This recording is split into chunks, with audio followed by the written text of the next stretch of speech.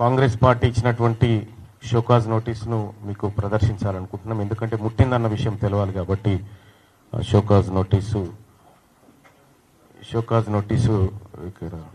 అదే suspension order. ఇది Congress party మాకు ఇచ్చినటువంటి సస్పెన్షన్ ఆర్డర్. ఇది ఎక్కడ మిస్ కాకూడదని ఫ్రేమ్ కట్టించడం మళ్ళా నలగకూడదనే ఉద్దేశంతో.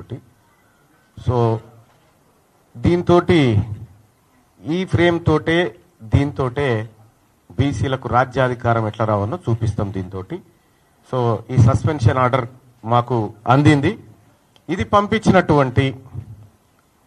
పంపించేలా ప్రయత్నం చేసినటువంటి గౌరవ ముఖ్యమంత్రి రేవంత్ రెడ్డి గారికి మీరు చాలా రోజుల నుంచి ప్రయత్నం చేసిరు. పాపం సస్పెండ్ చేయాలి అనేటువంటి తపన.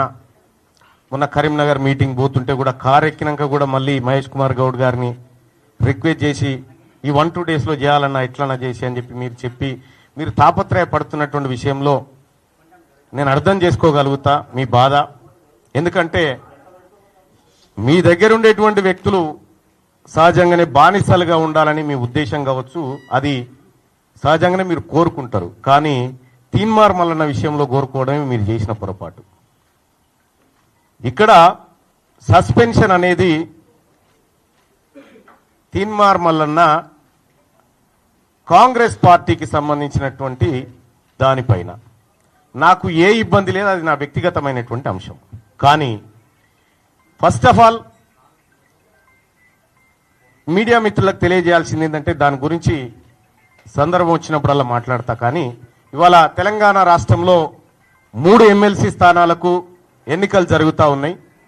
ఈ ఎమ్మెల్సీ ఎన్నికల్లో బీసీ అభ్యర్థులను మరింత ఉత్సాహపరిచే విధంగా ఓటింగ్లో పాల్గొన్నటువంటి బీసీ వాదులకు, సంఘాలకు, మేధావులకు, టీచర్లకు, పట్టభద్రులకు అందరికీ శిరస్సు వంచి నమస్కారం చేస్తా ఉన్నాం. మేమంతా మీరిచ్చినటువంటి బూస్టింగ్ ఇది మామూలు బూస్టింగ్ కాదు. మాకు రేపు భవిష్యత్ తరాల్లో అది ఖచ్చితంగా మంచి రూపంలో ముందుకు పోతుంది.